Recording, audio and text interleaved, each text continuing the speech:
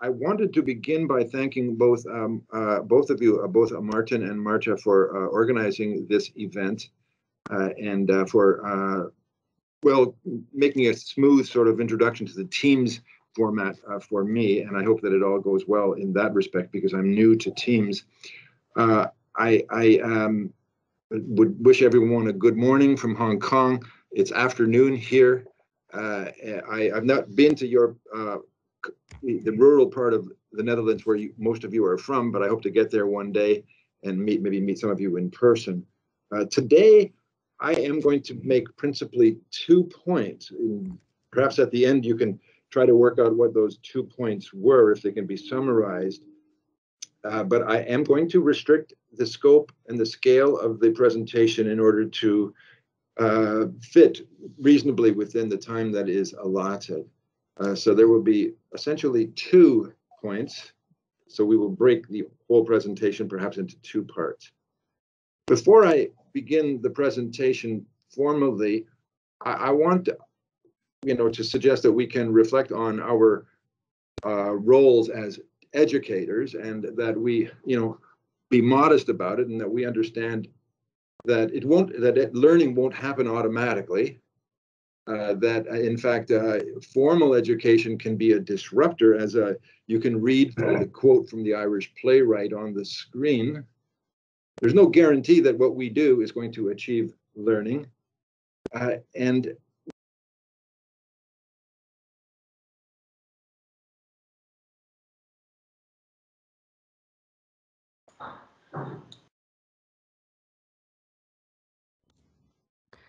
Rick, your microphone switched off again.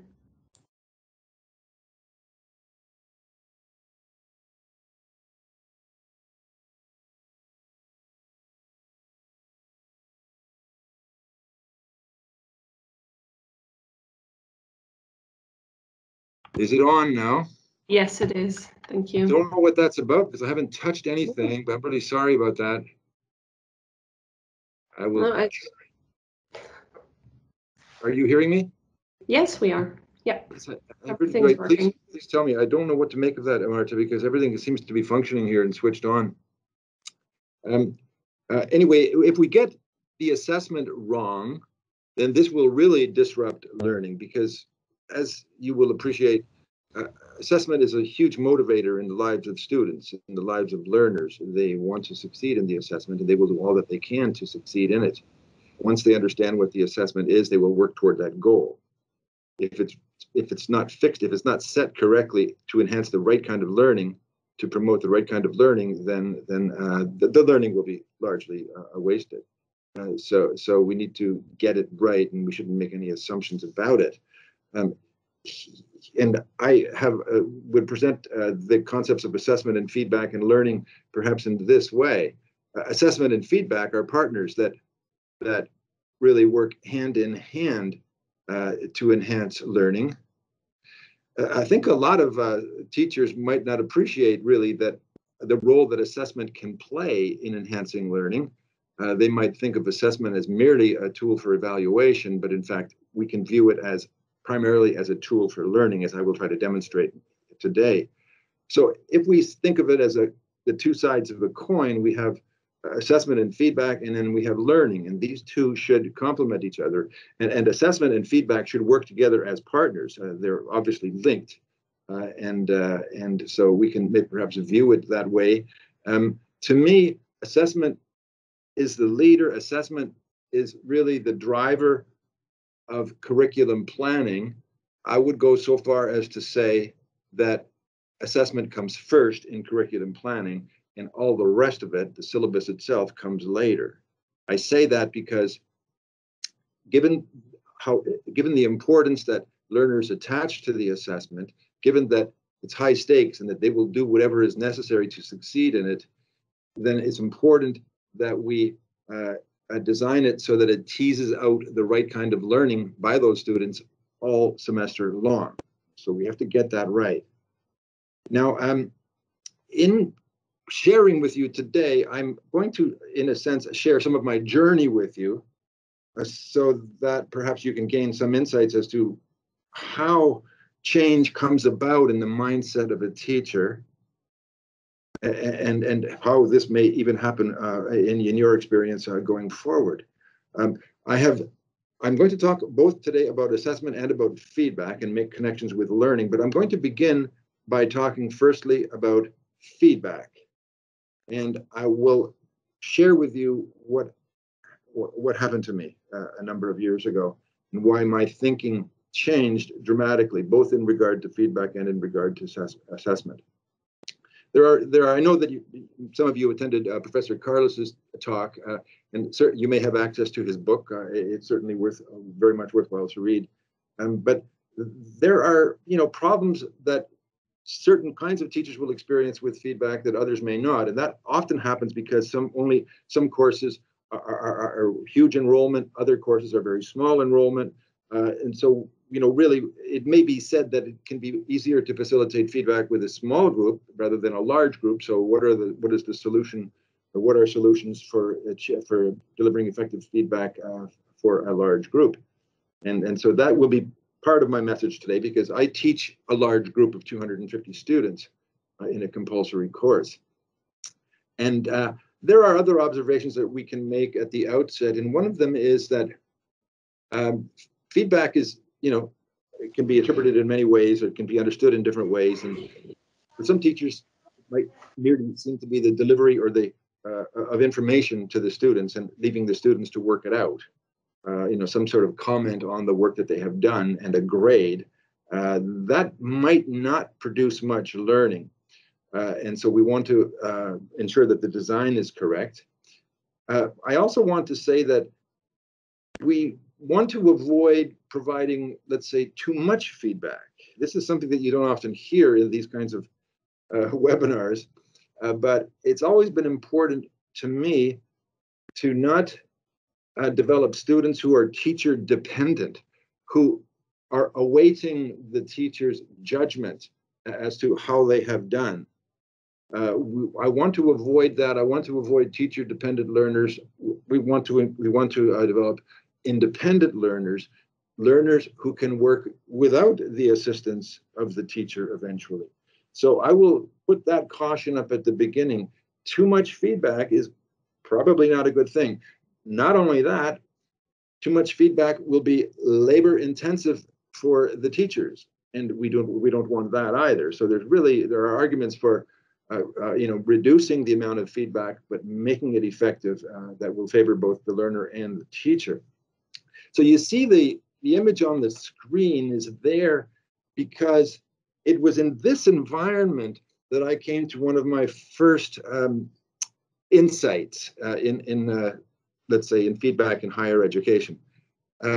Year after year, at this very time of year, in fact, I can tell you that tomorrow, the scene that you see on the screen would be played out, except for the pandemic, and in fact, they will all be at home. But my students in one of my courses in Tort Law will be sitting their examination tomorrow, and usually it would be in an environment like that on the screen.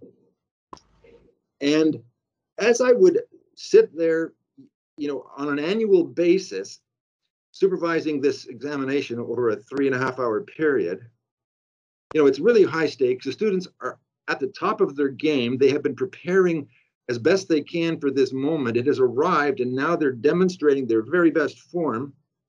And then the examination is over, time is up, they walk out of the door, there's a buzz, and that's the end of it for them. I read the papers, or my colleagues and I read the papers, grade them, we encounter certain kinds of errors, repeating, and I developed over a few years of doing this a sense of frustration that I could not have them back, that I could not recall all of my students, have a nice session with them, go over the paper, indicate the major shortcomings, the major misconceptions, so that their learning would be more complete. But that wasn't possible. Our examination system is not structured that way, but still it bothered me. What can I do about it? Because they are just so keen. But when the time is up, you may have experienced this yourselves in a large group. There's a buzz. The students start chatting with each other, start telling each other what they wrote or what they did or what they wrote for that particular answer. But that's as far as it goes. And I thought that buzz should be captured, that moment should be captured, because this is a moment where their learning potential is heightened. They are really ready to hear something about what they just did. If you could deliver that news right now and allow them some dialogue and a chance to push back a little bit or explain things. So to me, this was a hugely missed opportunity every year that I sat in that room. And I thought, but what can I do about that? Because I don't think I can keep them here. The examination hall will be needed for other purposes for another examination. So then slowly it came to me that there was something that I could do, and now we'll try to accelerate a little bit. It came to me that when I was conducting an examination or a test of this nature, if it was in term, I could ask the students to remain, and on a voluntary basis. And then we could, go over the paper as a group collectively to build up, an understanding of all of the assessment questions and what would be the correct analysis for these questions. And I trialed that in during the semester test. So it was lower stakes because it was a midterm test, and I could keep the room. So I asked the students in advance, do you mind doing this? Do you think this would be worthwhile? I mean, I didn't want to frighten them and more make them stay.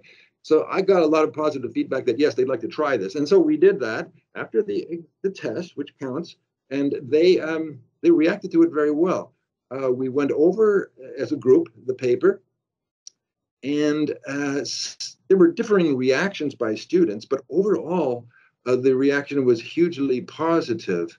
I found that rather than my merely, guiding them as to what was the correct answer, the correct analysis, or informing them what was the correct analysis in case they didn't know, I invited them to create or to contribute to the thinking that will be used to write up the rubric for grading purposes. And this was quite a breakthrough, because here now they were surprised that they could actually produce or put forward arguments that they had just written. They had submitted their paper to me, but now they're making the argument to support what they wrote as correct. And a lot of the time, and much of the time, what they were proposing was valid. And I would recognize it and acknowledge it, and together we would build up a more complete rubric for grading. And, in law, as in many subject areas, the nature of the material and the method of analysis that and the form of analysis that we look for is complex. It's not scientific or purely objective, and so there can be alternative arguments, alternative perspectives if they're made with support, in the authorities. So it was an open field, and so here what we have is an environment where students have prepared for the assessment, have done their best during the assessment, and then rather than walking home and being kept in the dark, perhaps for the rest of their lives, on what they wrote and whether or not it was correct, they now come away with, as they have described in the surveys that I've conducted, a more complete or a complete understanding of that area, that subject area of law. And they know where their own misconceptions took place. They are now cleared up. And although they can't rewrite their paper and resubmit it based on their newly formed knowledge, they now know where they stand. They know where they went wrong. They have tried to persuade, perhaps by proposing their alternative argument, and their education continues. So, well, I ran that by them. I conducted a survey, and I'll show you some of the, I think I have some of the results of that survey here. Yes, I will. It's an interesting, some observations to make here. Maybe it's occurred to you. The students like this for a number of reasons, and one of them is that they get a better understanding of the material immediately when their focus is really great. You wait 3 or 4 weeks, by then they don't care. So timing is important, and at this moment they're keen.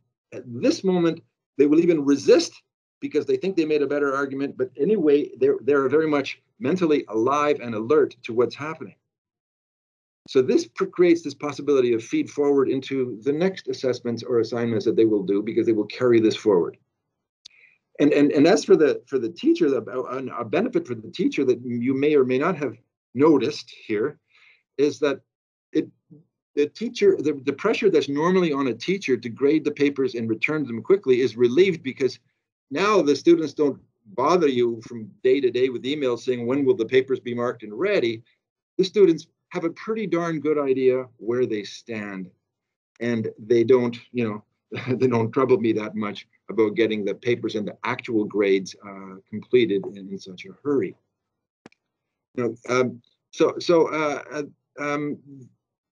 Yeah, there we are. Sorry, I haven't been moving my slides here on time, but this is a summary of what I suppose I was just saying. This method, this technique can be used for tests of the sort that I described. They can be used for final examinations, and they can be used for any common assignments. And I use this method for all of those. The fact that it is dialogic and collaborative and it creates a sense of student ownership is some of the reasons why students do buy into it. Here you can see an image of my class after the papers were submitted, and now we are conducting that session. You can, if you look carefully, I don't know what your screen looks like, you could see me in the left side of the screen. I have a microphone in my hand, and I also have 3 other microphones in circulation where when students want to make a point, then we take the microphone there. So I have some assistance. And this goes on for about an hour or so. And then at the front of this room is a screen where I have an assistant there writing out the input that the students are creating, which is going to be either, which we discuss, and then is going to go into the rubric itself. So this is how it looks. So now I'm going to try to show you just some survey results from that I conducted at that time. Let's see how this goes. Here you will see the questions for most examinations and tests. There is no feedback. Did you find, or only a grade or a mark? Did you find today's post-test feedback session to be useful? And here you will see the response is overwhelmingly yes. In fact, the response in the survey was very, very overwhelming. Would you recommend a similar real-time feedback session for future tests and or examinations? And again, yes, 97% really. Let's see, we can see some of the student comments here. They are actually, they made a pitch for me to persuade the dean to mandate this practice in all courses. And that didn't go over that well with a lot of the teachers who thought they couldn't handle the pressure of doing so. Well, I have to say that some students did indicate in the survey that they were fearful of attending the session because they were just afraid to see immediately that they might have got it wrong, or that they might have done poorly. And yet, am I being heard? Yeah. Oh, good. Yeah. So am I being heard, Marta? Yes, we can still hear you. That's all I'm asking, because I heard a bunch of background noise, so I wasn't sure whether something had gone wrong. Okay. So we ran this in relation to the test. With my trialing, it was low stakes. But then I thought, can I do this in the final examination? That would be harder to do because they have examinations, other examinations in that period. But what I found was that I could do it, and the way I did it was to do it online. And so in the days following the final examination, which for this year will take place tomorrow, and I will be repeating this exercise tomorrow, the students were invited to post their analyses, their arguments online over a period of 3 or 4 days. I don't want to rush them. I want them to think about it and debate amongst themselves. And then with that information, I work that into the rubric that I've already sort of provisionally designed, and I acknowledge to the students which arguments they've made that are very good and will be now included in the overall rubric. So this process, even with a final examination, can succeed, and you know, it's a way of continuing the learning beyond the assessment. This means that, you know, when the pens are put down and the books are, the paper is handed in, that the mind does not close, that the student will still struggle and work out what happened, what went wrong, or what would be the correct approach. And so there, we can call it a form of feedback. It's not what many students would have thought about as feedback, because they think of feedback as written comments on a paper with a grade. But if we consider feedback as something that should assist their learning or further their learning, then this is an example of it. And as you can see, it can be done at scale. Now here, I did a mini survey of the experience after the final examination, and interestingly, I didn't get a lot of replies. I didn't run the survey; someone else did. But you can see only a small group replied. But did you read the issues? It's the post-examination issues summaries, and most did, but some did not. And then I asked, if you did not read it, why not? And then some of the comments are interesting. It's too scary to read that, and I don't want my temper to be affected by that. Or although I really want to check the answers immediately, it is better for me to read them later. So, oh yes, I do not want to read it so soon. It may affect my happy mood right after the exams. This is very real. It's not for everyone, and I've warned the students, you know, it's not for the faint of heart. You know, you have to be prepared. But many students will say, I was afraid. No, in the other survey, one of the students said, I was afraid, but I had to face the truth. So I did attend that session because I need to complete my learning. What kind of a learner am I if I'm just going to be shy away from the truth of what I have learned or not learned? But in any case, yeah, here's maybe one that I'd like to share. I know it will be a very good learning experience for knowing my own mistakes. I really appreciate Rick's effort, and I do think this practice should be kept. Anyway, let's leave that. Okay, so my point there is that this kind of, you know, thinking, this kind of approach can solve a lot of feedback problems. In particular, it solves the problem of timing. Providing feedback to students, you know, weeks or months after the assessment event itself will be wasted. Also, it deprives them of the opportunity of using the feedback for the next work that they are required to do. Feedback should be more than just a grade to students. And so now before we take a Q&A, we still have a few minutes.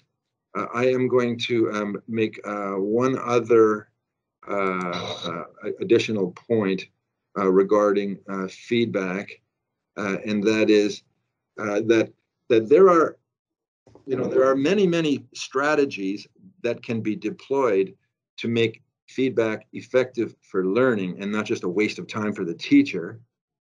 You, as teachers, will be able to devise some of these methods on your own.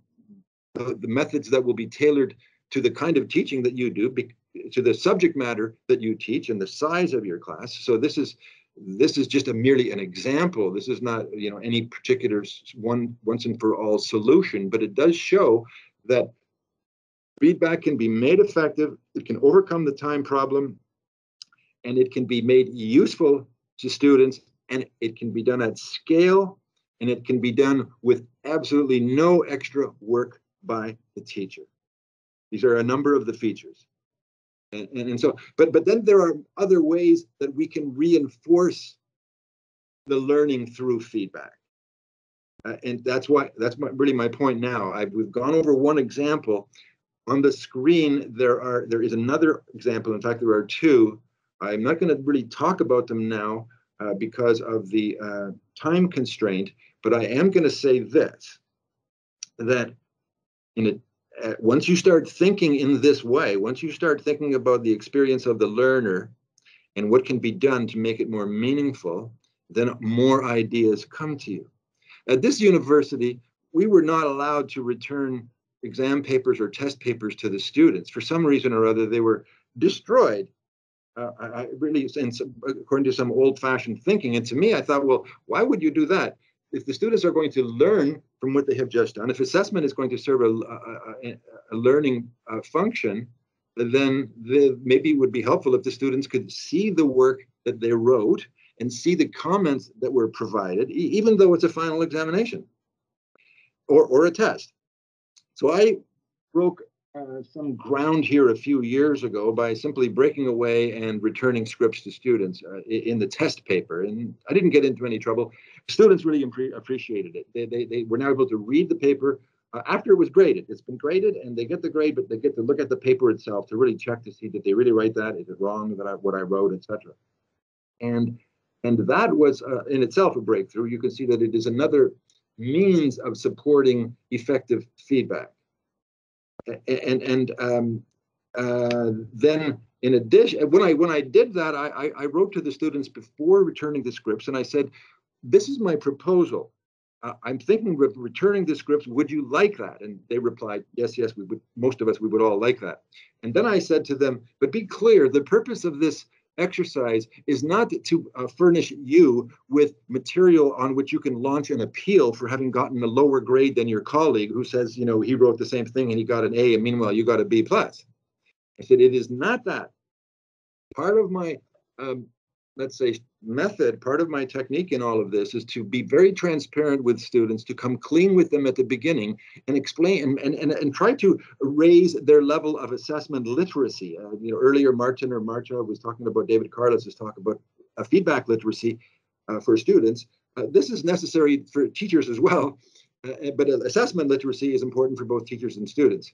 I try to, you know, inform students or get them to embrace the nature, the flawed nature of assessment of complex material. I tell them, if you want to be examined by true false or multiple choice, then of course, you know, we can be sure that your mark will be exactly what it should be compared to your colleague. But if we want you to learn deeply, that means we're not going to give you true false or multiple choice questions, but we're going to ask you to solve complex problems, and you're going to write complex answers. And when you do that, there will necessarily be some variation across the markers. Research shows that. So you must accept it that way and not come forward and whine merely because you think your paper was as good as a colleague's and got a lower grade. They accept that. I said, if you don't accept that, just let me know and I won't return your paper. I mean, you know, you don't have to have it, but this is the contract. This is the arrangement. And so all these years, maybe 10 years now, I've never had anyone appeal or try to appeal or complain about their result. So transparency is important. Getting the students on side, getting them to become partners with you, to understand what learning complex material is about, and that it's a shared experience, and that it's, you know, in terms of the assessment, a flawed exercise. It has to be, if we're going to really ask students to learn deeply, and then we have to assess them according to the equivalent methods. Therefore, you will get some variation. It's not going to be scientific in terms of the assessment process itself, but that's okay. And then finally, rubrics. You'll see the word rubrics on this screen. This is just another means, another strategy, another tool from the toolbox, let's say, that can help in the feedback process. Rubrics, which can be annotated by the teacher. Sorry. Rubrics. I want to skip over rubrics. I wanted to talk about exemplars more than rubrics. Rubrics, you may know, are the descriptors that will demonstrate or try to show to a student what are the qualities of a good piece of work. And I use those, but I want to talk about exemplars because I use the student exemplars from the current year or the previous year with the student's permission, removing the student's identity and inclusive of the marker's comments. And so by selecting some of these papers, especially the best papers, and making them available to the students both before an assessment, a relevant assessment exercise, and after, students get to see what, you know, at a human scale, what good work looks like. It's all very well for the teacher to describe in the rubric, you know, this is a really good paper if it has these qualities. But what does it look like? What does quality really look like? And a lot of the time the students have never seen it. It's a mystery. So this will provide them with that opportunity so they have more to go on. And these, again, are labor-friendly strategies by the teacher. And they are voluntary by the student. The student can access these materials as they choose. It's up to them. They should be offered control. They should be taking responsibility and control for their learning. So that, you could say, concludes the first point that I wanted to make, which is that if feedback can be a wasted exercise, it can only be an effective or meaningful exercise if you think it through, you take advantage of the opportunities that are presented, and develop appropriate techniques for the subject matter that you are teaching. So if I may close the first part of the presentation there and invite any questions. There are no questions yet in the chat for you. Okay. And I know what you're going to tell us about the assessment. So maybe, because of the time, maybe it's a better idea to move on to the next part. Yes. And leave the questions for the end. Yes. Perfectly fine. Now, this will involve maybe just a slight shift of gears. We will now be talking about assessment. I reversed the order of topics because I wanted to ensure that I made my points on feedback. Arguably, I think logically, assessment comes before feedback, but then this is arguable. This is arguable because a lot of feedback processes should precede the assessment. There should be a basis for students to know about their own work before they are asked to undertake a blindly high-stakes assessment. So I will leave that issue open. If you read some of David Carlos's work on feedback, you will see that it is complex and multidimensional, and it is easily oversimplified if you don't treat it with care. So now, we now move to the second point, that I'm also sharing, in some respects, my journey as a teacher. As you may know by now, I'm a law teacher, a law professor, and I've been, at it teaching here at university level, for a few decades. As a student of law myself, as a university student, I experienced good teaching, good assessment, bad assessments, the ups and downs. When I became a teacher at university, I had no training as such, and I had nothing to go on other than my experience with my teachers at university when I was a student. And these days, and as you are here today, this past decade or so, universities have emphasized the need for teacher training at university level. These teachers should know something about the process. And so workshops and whatnot and even courses are put on for discipline-based university teachers. So times have changed. But for me, I came to a certain way of thinking in assessment according to a slightly different experience than the one I described earlier, when I was sitting in the examination hall year after year, feeling that there was a wasted opportunity. So what I want to do here is just, you can think for a moment about what you think is on the screen there and what you would like of your students.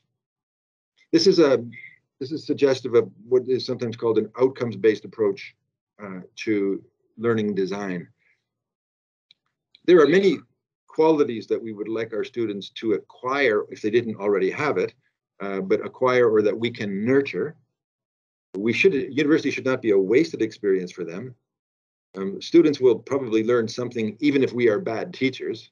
They are intellectuals, and so they're bound to learn something, but let's make it more of an experience for them than that. Let's hopefully contribute in a positive way to their development and learning. And so on the screen, I wrote a few points down about my own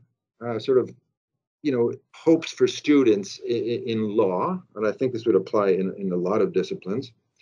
And I don't think many of you would argue with the qualities that I've put on the screen there. self-directed learners, independent learners, creative thinkers, lifelong learners, by which I mean, developing the habit of learning in the right way. Of course, all people are lifelong learners. You're learning something every day, whatever it might be, but learning productively, and that the students be able to apply their learning to practical settings. It's useful to know theory. It's useful to, just for the sake of it, know the poetry of William Blake or the philosophy of Immanuel Kant. But it would be useful if they can do something with that. And also, finally, the well-worn phrase, to be able to solve ill-defined problems. And here, I will say, even taking it further, to be able to recognize ill-defined problems and, of course, solve them. But recognizing them is important. Knowing what is in front of you is important. Now, if we want students to acquire these sorts of attributes, how can we do it? Do we just open the doors of the university and say, well, you're enrolled, go to your classes, and you'll be examined at the end of the year? Why would they become self-directed, self-regulated learners or independent learners or creative thinkers? The only way we can get them to become a self-directed learner is to give them the opportunity to do that kind of work under our guidance and to assess it. You may know by now as a teacher that if you ask a student to do some work, but you do not assess it or give it weight in the grading of the course, then the students may not take it that seriously. So assessment plays this role as well. Students know that if the teacher is going to give that an assessment weight, that this is valuable, this is important, the teacher values it, and of course it's important to me as a student because that's going to go into my grade. So if we want students to acquire any of these sorts of qualities, we have to offer them the opportunity to do it now. You can't say, for instance, to a student in the front row, I want you to be a critical thinker. Now, listen to me. You have to create an environment whereby they will think critically.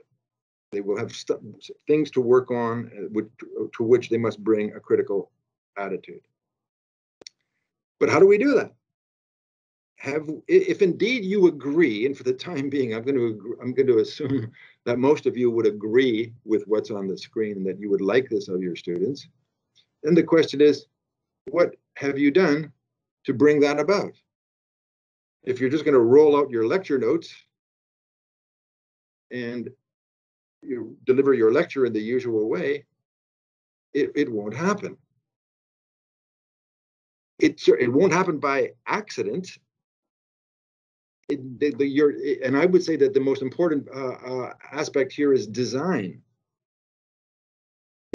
Whether or not you are a charismatic teacher, more important is the design of the curricula, that is the learning materials and the assessment materials. These must be aligned so that students, once informed of the kind of assessment they will be asked to do, will also know that the work, the activities that they are asked to do throughout the term will lead into a successful assessment because the assessment is aligned with that work that you have been asking them to do week by week.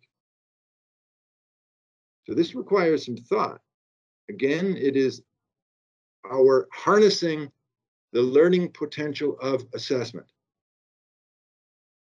So here you will see maybe some quotations that you may have seen before, but which reinforce the point that I am currently making, which is sometimes been described as the hidden curriculum of students. Teachers may design a curriculum and may announce the curriculum and the syllabus to the students on the first day of the course, including what assessments there will be. But the students may come away with a different impression and a different approach altogether because they will recognize that actually you don't need to read all those readings every week because my seniors have already told me that the examination is always based on this or that. So what we really need to do in this course is this and that. The teacher may not know that's what's going on. The teacher will be, thinking naively that students are following the curriculum as he has put it forward. So you can see the importance that some of these scholars are the insights that some of these scholars have teased out in their research. Students learn what they think they will be tested on. And you can recall your own days as a student that this may have been your experience.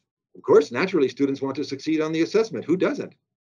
So this has to be understood. We don't want our students to be merely outcome exam oriented, but we have to acknowledge that we are encouraged. They've been encouraged all their lives to succeed, and is through one has to succeed on the assessments in order to get to the next step of your goal.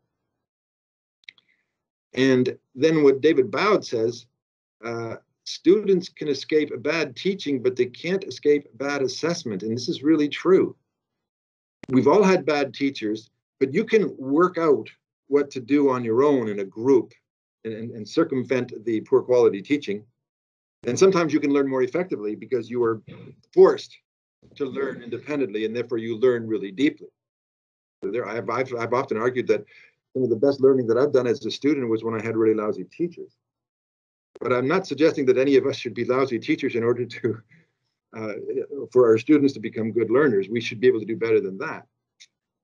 But if all of this is true, then one thing we can conclude is that assessment is the key.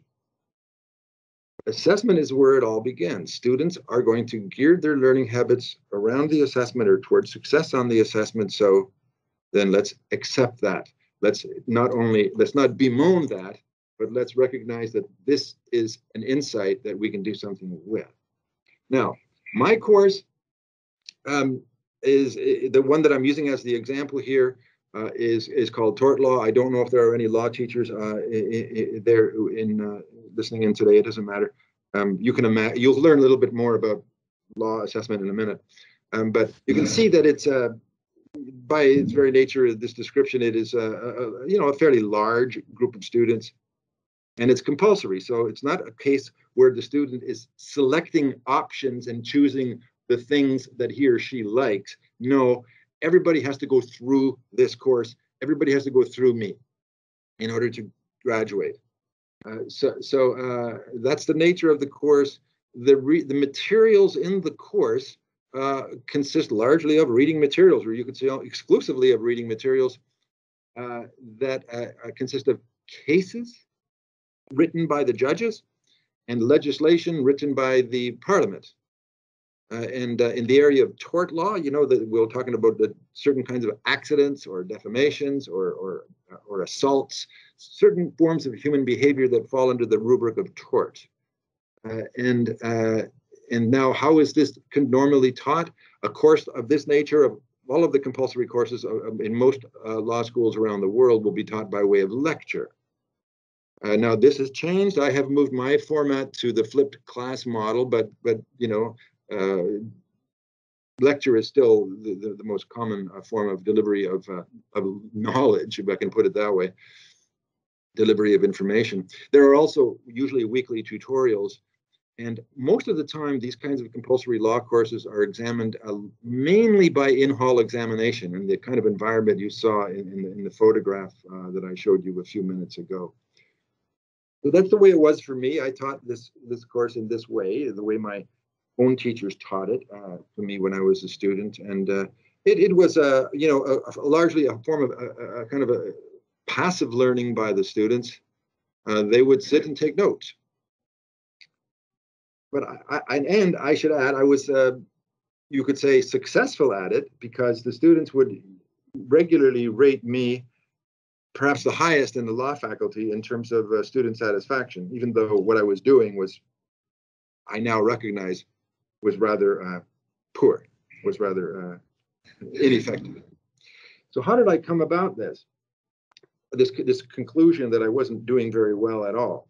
Well, with a couple of colleagues, we ran a 2-year study of how law students learn.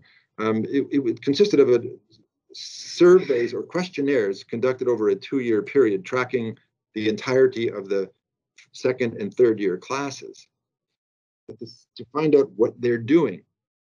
Are they reading, or are they not reading? Are they just using crib notes or cheat notes, or what are they doing? Do they work in groups? Do they work only at the end of the course when the examination is near? Do they work throughout the course? How many hours a week, etc.? So we tried to find out everything that we could, and we found out a lot. Some of it was not surprising. Some of it, for instance, was that, most student focus was heightened toward the end of the course because the examination was coming near. But one thing I learned, which I found rather troubling, was that in one of the focus groups where we, invited student volunteers to allow us to question them more closely on some of the survey material, on some of the data, a student said that actually in this law school, or in the law courses generally, we do not feel the need to engage in deep learning because the way that the assessments are written requires only surface learning. And so we generally study with a view to covering what's needed to do well on the exam, but in fact, this does not require a deep learning. Now, I was rather surprised by that, and I asked them, but surely this is not true of all the courses. It's just some of the courses, and the students said, well, actually, it's really true of your course. Well, I was really taken aback. I was shocked, really, because of course I was getting high scores from them in the evaluation. So how could they say that? But I reflected on it, and I realized they were right. That what I was doing in my assessments from year to year was predictable. And although I created a new set of assessment questions each year, there was a pattern.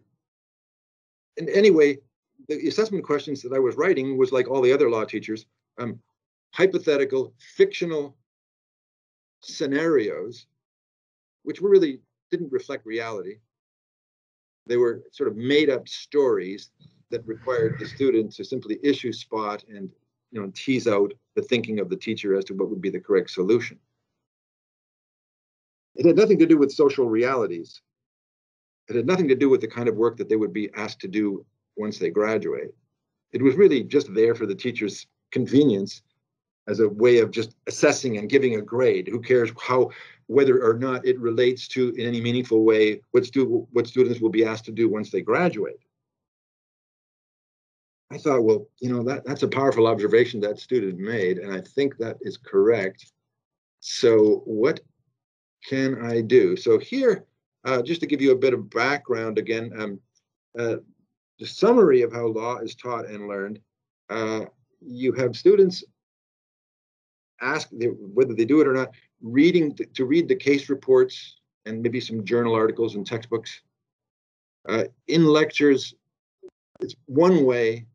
With a large group, there's really no Q&A, and the teacher talks throughout, trying to expose the cases to a critical analysis, hoping that the students will be able to understand that critical analysis and in fact emulate it independently, somehow absorb that skill just by listening. Anyway, students take notes. That's all that they do in that model. And it's a model that we were all exposed to as law students, so yeah, must be the right way.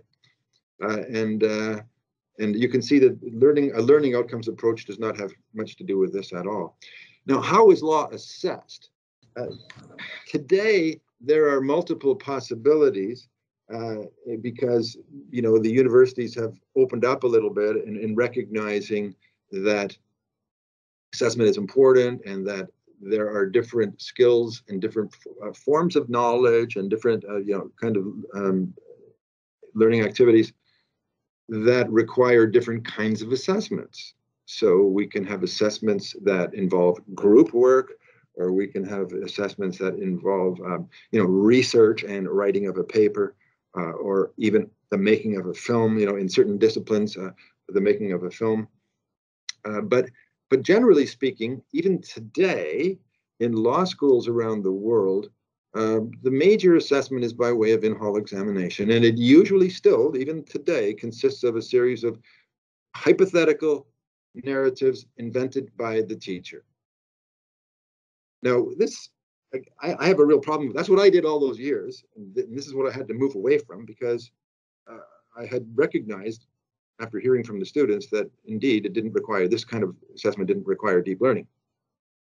Anyway, in this model, the typical student practice is, which is what I engaged in also when I was a student, is to become familiar with the cases and then become familiar with the teacher, look at the old papers, the old assessments, to see what kind of questions he or she typically asks, and then practice writing those kinds of questions.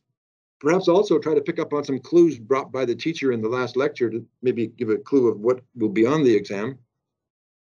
And then most of the work that I do is that the student does is left to the last minute in the weeks leading up to the examination, because in this format, everything is all about the examination. There's no work continually, or very little work continually.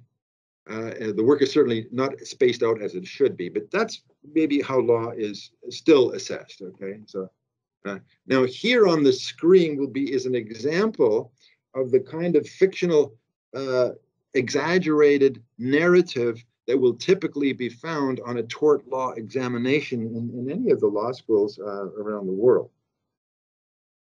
All right, I don't expect you to read it completely right now. You'll have the opportunity to look at it later. I'll leave it on the screen for a moment.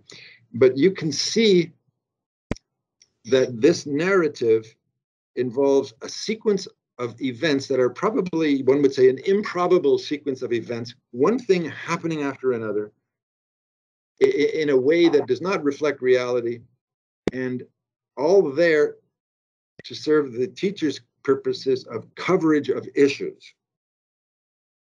And this is the kind of question that my students were saying, you know, we don't need deep learning in order to solve this kind of a question. And by the way, this question was drafted by me about 15 years ago. I use this kind of question. That's one of my exam questions right there. I don't use them anymore at all. I've thrown them out the my objections with it.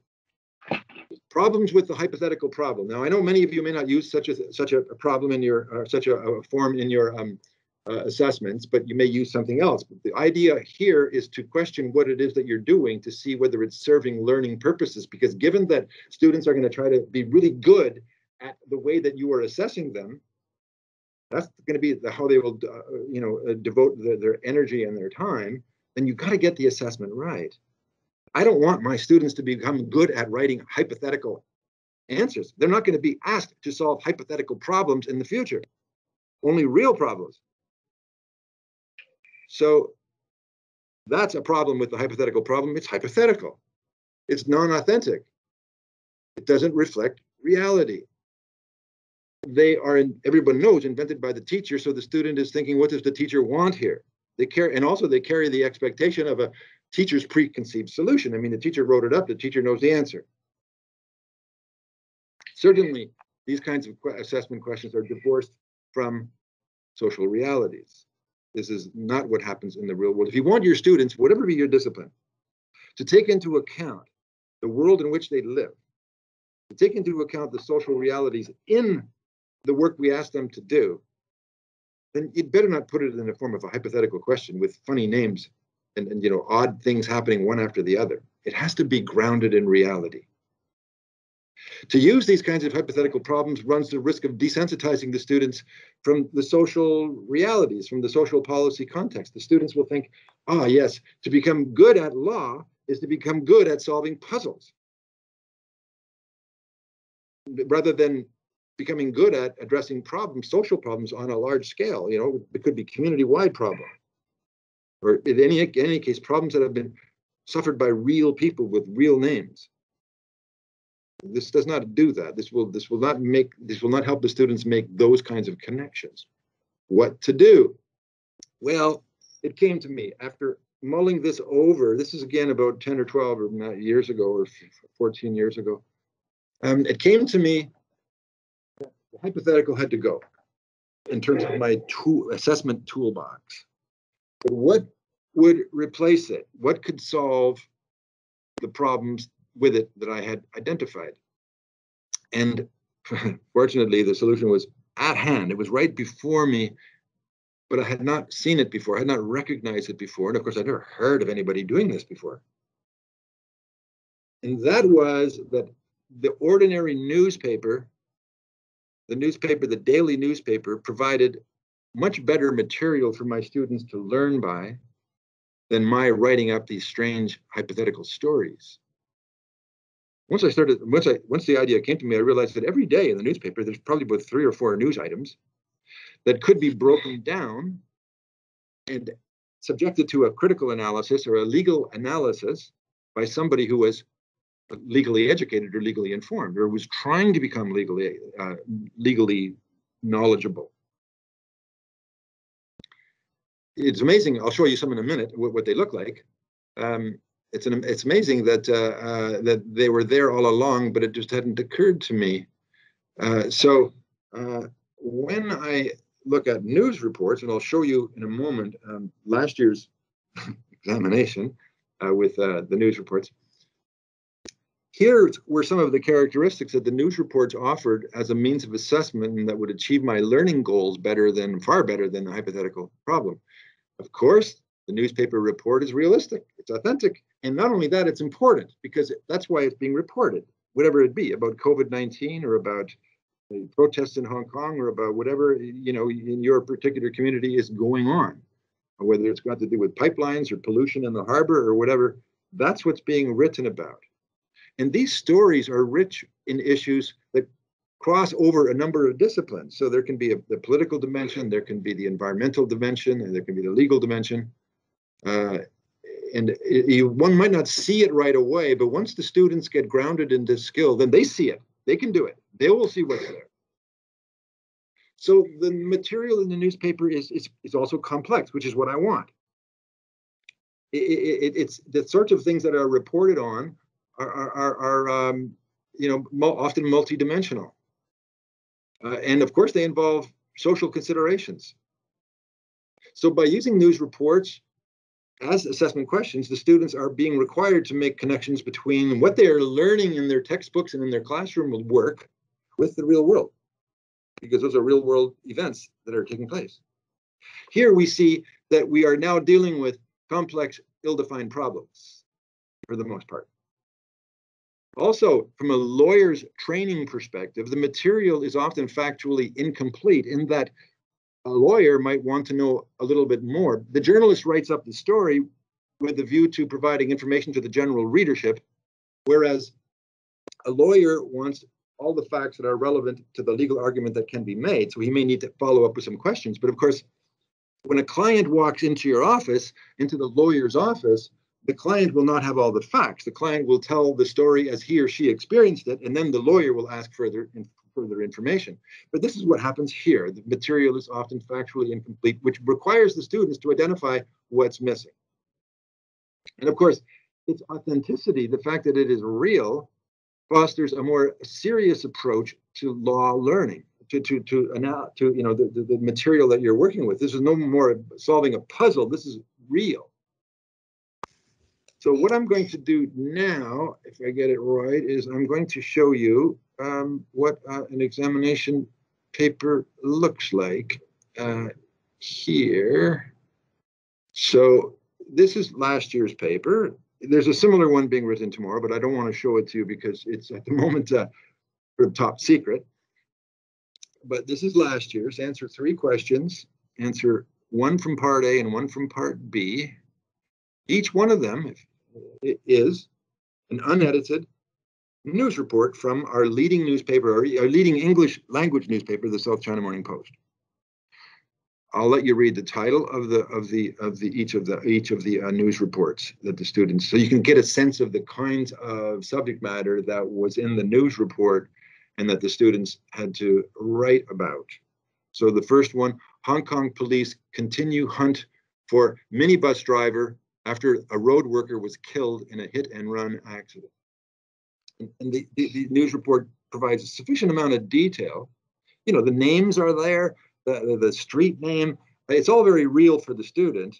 And now the student has to identify the multiple layers of legal issues that are there. We have to excavate this story. And if something is missing, if the journalist didn't include something that would be legally relevant, the student would be expected to identify what that is. And this makes it all very much like a real experience, as if you were actually interviewing a client or having to solve a real problem.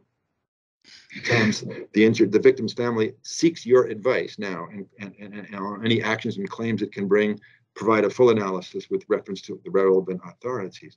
Here's the second question in that exam last year. Woman dies after falling into Hong Kong lift shaft after a stay. Now, these are all tragic, pretty much all tragic stories in tort law. But imagine that. You imagine that happening. Somebody falling into a lift shaft where there was no lift. Somehow the doors opened, she walked in, the lift wasn't there, and she died. Now, who is responsible? How on earth did it happen? Who are the various possible defendants? What's going on with the government inspection of lifts, etc.? A host of issues can be uncovered there. Here, third question. And students get to choose 3 of 5, so they get to play to their strengths. It's best to give students to make them relaxed a little bit. It's a high stakes assessment, but they don't have to answer all of them. Answer 3 so that they can choose and play to their own strengths. Hong Kong lawmaker apologizes for saying that missing booksellers were caught visiting prostitutes. And this is, some of you will know that a number of years ago, about 6 years ago, some booksellers mysteriously just disappeared off the streets of Hong Kong, were kidnapped and taken over to China. And then there was all this debate in the Legislative Council about what they were up to, what was really going on, and there were all sorts of rumors. But anyway, this story here is about a lawmaker actually saying in the Legislative Council that the reason that those booksellers were kidnapped because they were visiting prostitutes, which turned out to be completely untrue. But here we see defamation, the law of defamation playing out, and also, the law of privilege as a Legislative Council member speaking in the council, and how how the law of libel and defamation would play out in a real situation, which the students may have read about. An interesting thing about using news reports is the students may have read them. Another interesting thing about using news reports is that students are now going to read the news regularly in order to prepare for this kind of assessment. Question 4. Incoming, this is about 4 years, incoming leader Carrie Lam leads handover anniversary flag raising while police remove protesters. This is all about, arrest, abusive police powers, etc. when people are trying to exercise their right to demonstrate. And so you get all those kinds of issues. And then the last one, nearby residents want Hong Kong airport flight path diverted at night for some peace and quiet. And this is all about noise being made by the location of a new runway at the airport and, balancing of interest in the community. Okay, so that's what it looks like. Now, this is quite a change from what they were reading previously, or what they were preparing for their assessments, but now they have to think about things that are actually happening in their community. Okay, well, I went too far. So my point there is news reports, they were there all along.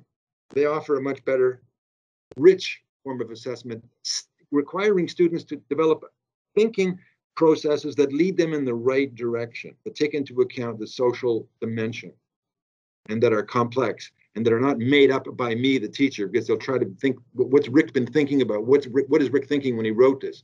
They know now, I don't write anything. If there's a missing fact, don't blame me. If there's a fact in there that's irrelevant, don't blame me. You have to learn that. That's how it would be with your client as well. Taking this kind of learning activity one large step forward. And remember, we need alignment. You need to, if you're going to assess in a particular way, because that will tease out the right kind of learning, you must also provide throughout the year the learning activities that are aligned with that kind of assessment, so that students know that when you ask them to do learning activities during the week, during the term, that this is consistent with how they will be assessed. Then they will be motivated to do the work from week to week that you assign them, because they can see the alignment with the assessment. So it goes without saying that after having introduced news reports as the form of assessment in the final examination, then my weekly tutorial problems are also newspaper articles. We have to work with them. That's what we're working with. We're not going to use hypotheticals there and then ask them to do something else on the exam. One principle about assessment you must bear in mind is that you must assess in the way that you have taught. You can't teach certain material or teach in a certain way and then at the assessment make them do something else and see how they fare. This is not in any sense defensible. So there's alignment. Now, but we can do better because you see, we don't want teacher-dependent learners. We want all those things that I described earlier. You may remember some of the features that I had described. We want our students to be self-directed learners, independent learners, able to think, and identify problems, ill-defined problems on their own. That's what we want. So we have to just ask them to do such things and assess them. So this is where what I designed called a reflective media diary. It's all about design, and you can do it, and you can devise ways, whether it's in the form of a diary or a news diary, but whatever be your discipline, there are things that can be done in order to ensure that the learning that the learning that is taking place throughout the year will develop in students the kind of qualities that I identified on that slide.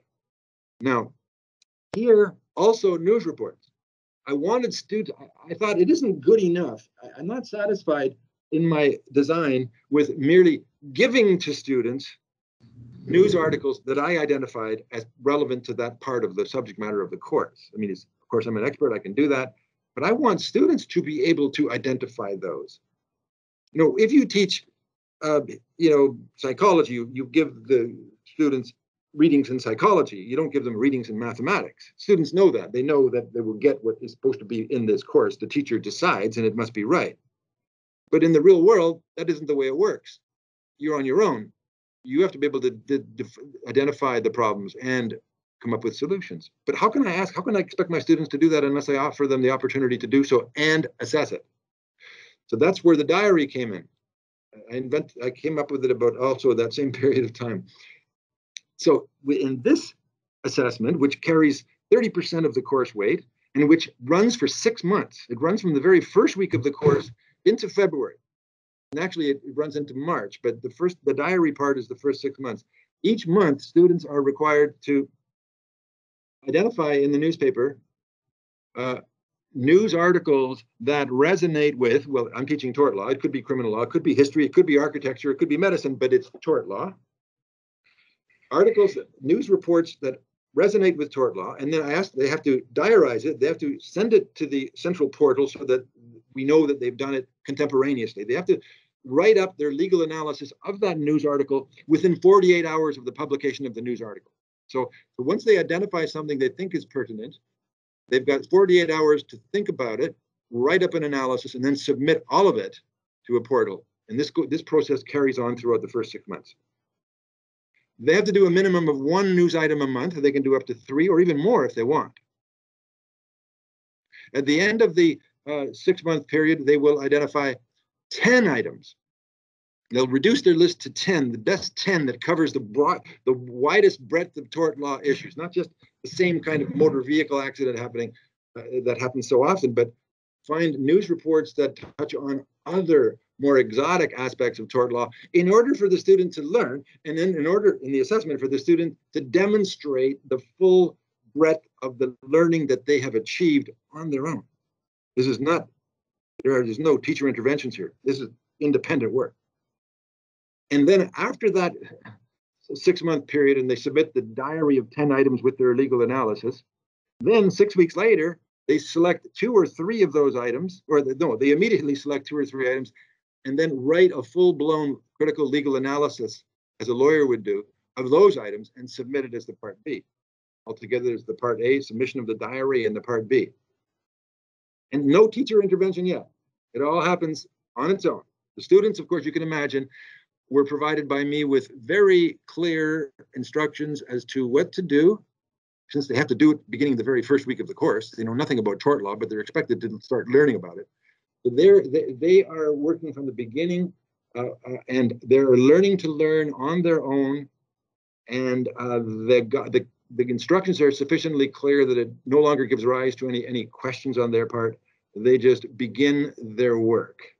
And it's amazing because one might say that's all they need. They don't really need me, because over the 6-month period, they learn to identify tort material that they have never studied. They have to read ahead.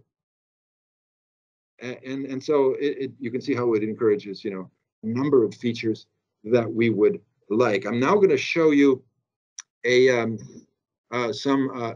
least one example of what the diary would look like. Okay, here we are. Here's an example. Now here, there's a 3,000 word limit, but of what the student writes. This is an example of an A grade paper. This is the cover page, and if you can read this, you will see the title of the news article on the left and the name of the newspaper, the date of publication, and the date of the entry, which has to be 48 hours of the date of publication. And you can see the range. These are the titles of the news reports, and you can see the range of activities that are taking place. Even woman awaiting COVID-19 test found dead. I mean, a 10-year-old girl fell off the bridge. Or 4 people poisoned by a chicken dish. These were all within tort law, covering a wide range of, look at that, the last one, gym trainer scammed $3,500,000 from a woman. I mean, that's not funny really, but so here we see the news articles. They have to include them so that we can read them and see how they worked with that news article. I'll just skim through this, and I'll move to the part where you can see what the student wrote for each entry of those 10 items selected. They can use Chinese language newspapers as well, but everything must be written in English. Here we see the actual entries. Notice this is dated September or 12th of September, the very first week of the course, and the students are already finding tort law material on their own. It's not being handed to them by the teacher. Go and find it. And then break it down according to the legal concepts and the legal authorities. Notice the use of Latin already being used in the 4th paragraph. Students are being asked to accelerate their learning, to take responsibility for it. So you can see each one of these is the brief legal analysis of those 10 items that were selected by the student and submitted as the part A. And then we go to part B, which will be a more extensive analysis of 2 of the items. Here we are, part B, the 2 items selected, several dead and injured as fire rips through tenement building. Number 2, Bread Digital denies copyright infringement allegations. So you can see that they follow the instructions, they give me the word counts, they stick with the word count, notice exactly 3,000 words. And here we see the full-blown analysis, which will be hard for you to understand, not being legally trained, but broken down into the required elements systematically, and identifying what are the legal issues and even some of the social policy issues. You get that here as well, because it's very real what happened, a fire. So that's what one looks like. I won't show you another one, that will be not needed. And what I will do is go back to the screen. And here you can see what's good about a reflective media diary. The kind of learning goes beyond mere recall. A lot of exam study is just recall, and they forget it after the exam. Again, the material is realistic, it's complex, sensitizes students to the realities of the human struggle. Notice work is sustained, it's spread over time, it's not all left to the end. And requires not only learning how to solve ill-defined problems, but how to recognize one. The learning is self-managed. Students select their work, edit it, analyze it. Feedback processes are internalized. We talked about feedback earlier. This is feedback too. Students manage it. They curate their own work. They observe it. After a few months, they see how they could get better at it because their first few entries weren't so complete or weren't so insightful or good. They get better and better on their own. They learn to judge quality, which is what we want them to do. There's not always going to be a teacher there over their shoulder saying, oh, this is not very good. You can improve by doing this or that. Notice the alignment with the assessment and the examination, and also the weekly learning activities, which are all news reports. Notice the possibility, the real possibility here of lifelong learning. We now see that it can be, that we can possibly contribute to the growth of the lifelong learner, because we are asking them to do something habitually, not just a one-off assignment. If you ask a student to do a one-off assignment, that's it. Hand it in, forget about it. Here, they're learning how to identify real problems, ill-defined problems. Once they develop this habit, I have been told in surveys that they have completed that this is a habit that continues with them after the course, after graduation, and even they apply it in other courses because the habit, once there, it's there. You start to read things differently. You start to read a newspaper, you hear a story, you think of it differently. Not just another tragedy, but you now begin to break it down. So, of course, there are, challenges to such a design, including some you may have read about reliability or of it's a valid form of assessment, but whether they will be graded consistently because of the subjective nature. Some teachers will say, oh, the news reports were either similar or they weren't deep enough or they this or that. But so there's that. But as the students know, assessment is not scientific when we are grading, this kind of material. But the benefits, of course, are huge. Students take charge of their own learning, and they will be learning like this for the rest of their lives. And it mimics the kind of learning that they will do, or the kind of work they will do in the real world upon graduation. And of course, to the teacher, learning happens on its own. I mean, you make the design correctly, and then your students can become independent learners. They can be weaned away from being teacher-dependent learners. We don't want them to be teacher-dependent learners. Okay, so there's not much time left, but anyway, there are a few references there on the slide, the last slide that you can make reference to if you want to read more. This is just a very quick survey of a few ideas. Certainly not, it's not the complete picture, but I hopefully would maybe encourage some thinking on your part in the context of the work that you do and the courses that you teach, how we can make moves, how we can improve the student learning experience in very meaningful ways through the power of design and through also the power of assessment. All right, thank you.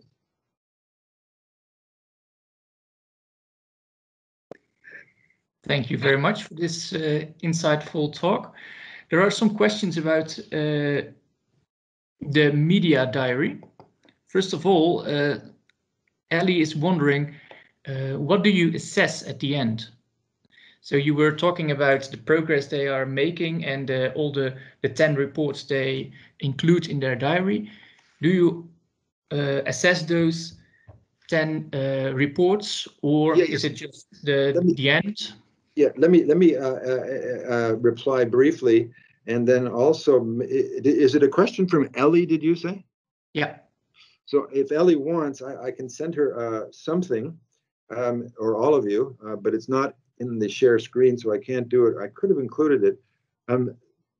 Before the exercise begins, students are shown the rubric and the markers grading sheet, which indicates the characteristics of a good reflective media diary. And the sheet is a 2-page sheet.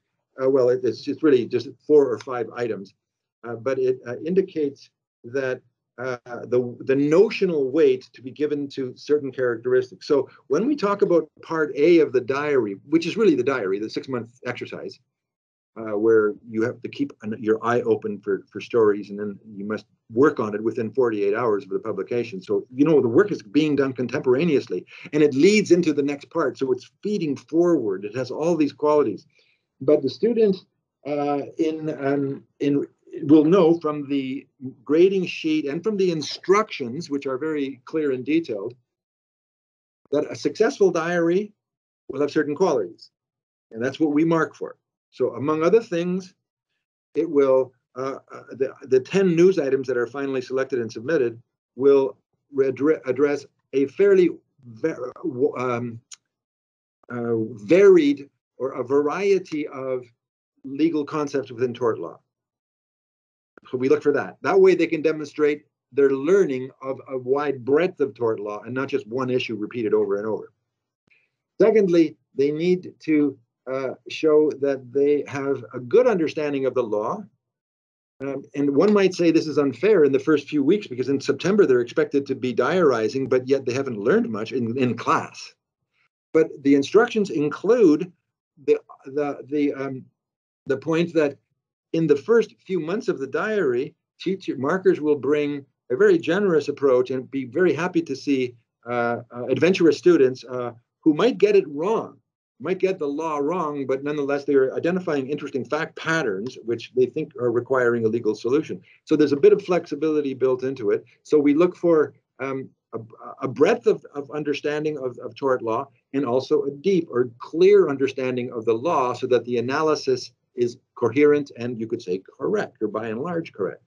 Then in part B, these are the essays. You take two of those news items that you think are the most interesting for law, for tort law, and then you write a lawyer's memo, a lawyer's analysis of it, by referring to all the case law. Now you've got more words to work with. So the part B takes place in March and April when you're writing it up. And now you're a fairly seasoned law student. You're toward the end of the course itself. You've learned in your readings and in the classroom activities most of the course. You have completed the diary part. You have learned a lot already. And now you're going to show what you know in the part B by writing a coherent legal analysis of that news event.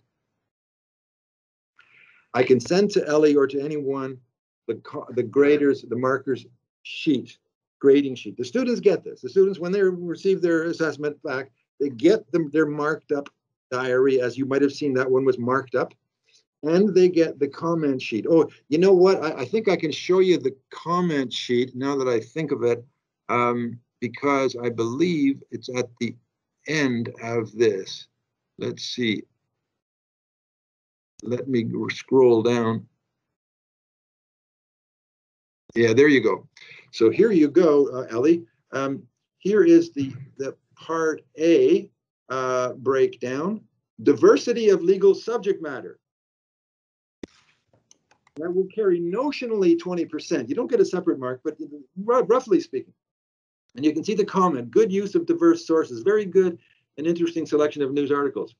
Organization, presentation, literacy, write clearly. There you see it. Follows instructions. That is, that truly it's a diary that you have followed. You have written your legal analyses within 48 hours and you have sent it into the central portal. And then legal relevance of selected items. And here you can see some critical comments by the marker. What about constructive notice? Also consider the issue of restitution, but a good selection of items that are legally relevant, good effort made, etc. Interesting insights. So this is an A. Part B carries an equal amount as part A. Selection of news items, important, relevant legal issues. It's only a small part, but very good. Okay, the 10%. Organization, presentation, follows instructions, literacy, 10%. Legal analysis, this is the key. This is the lawyer's work here. This is the central, this is what we want them to achieve. The ability to spot, to see a problem, know what's wrong, what's happening there, and then to write about it critically with reference to the toolbox that the lawyers should have, that a well-trained lawyer will have, a good understanding of the law. And here you can see that the marker was very pleased with this part, and this part carries most of the weight. It actually carries 80% of the weight of part B. And you see all those comments. So that's what we look for. That may in part answer the question for you. Yeah. If you can share this with us, we can distribute it to all the audience. I can do that. Martin, I can do that, but it will take a day or two because you see, I have to remove the, well, of course, it's only a number, but I think in fairness to the student, I should remove the student number. Not that any of you want to track down who the student is. And I'm sure the student would be pleased to know that his or her work, I don't know who the student is, by the way, because it's all anonymously marked. And this was just this year, just a few weeks ago that was handed in. But so I will do that. Okay, excellent. So because of the time, I think we have time for one last question.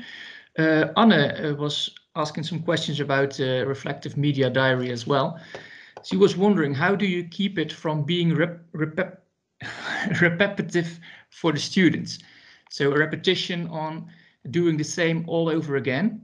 And how does it become clear to students if they are progressing?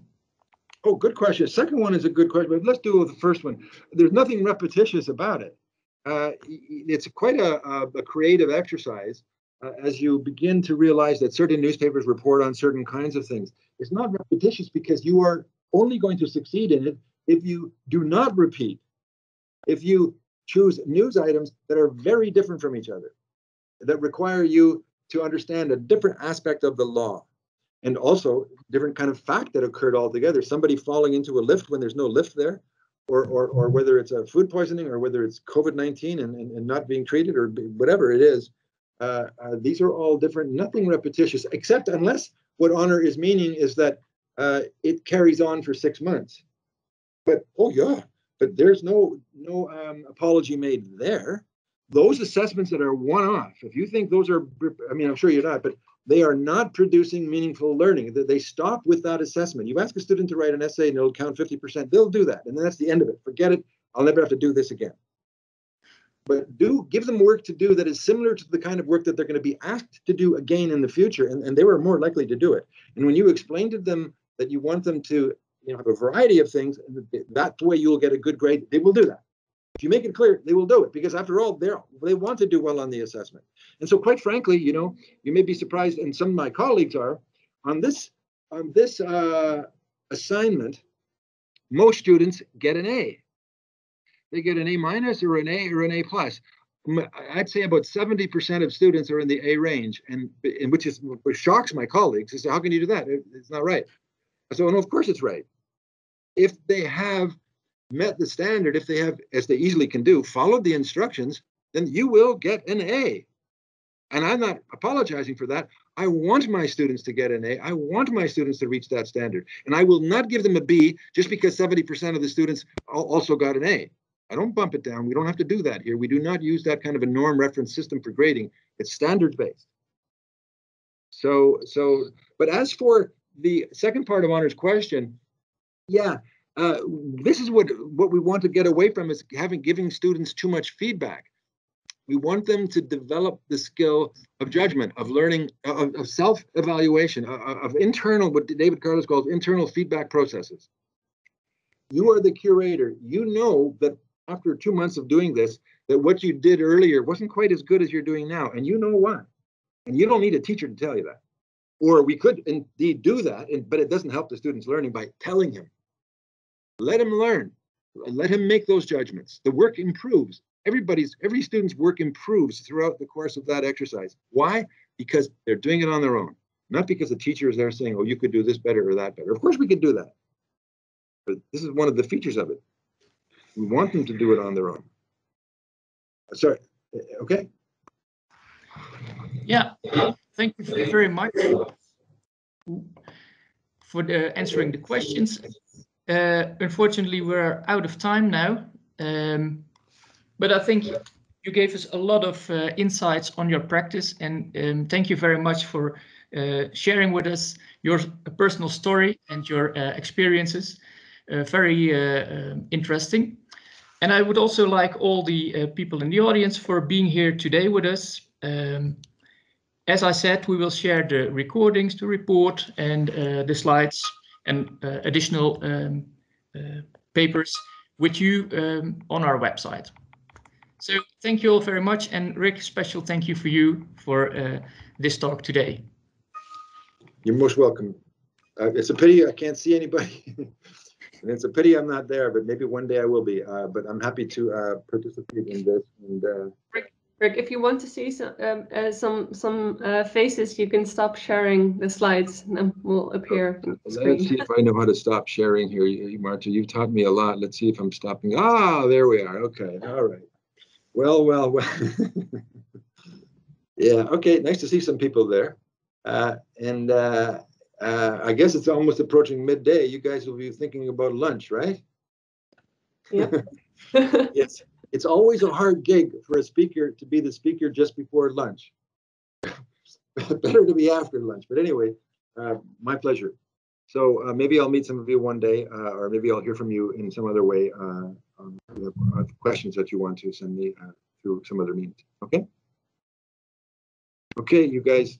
Bye-bye.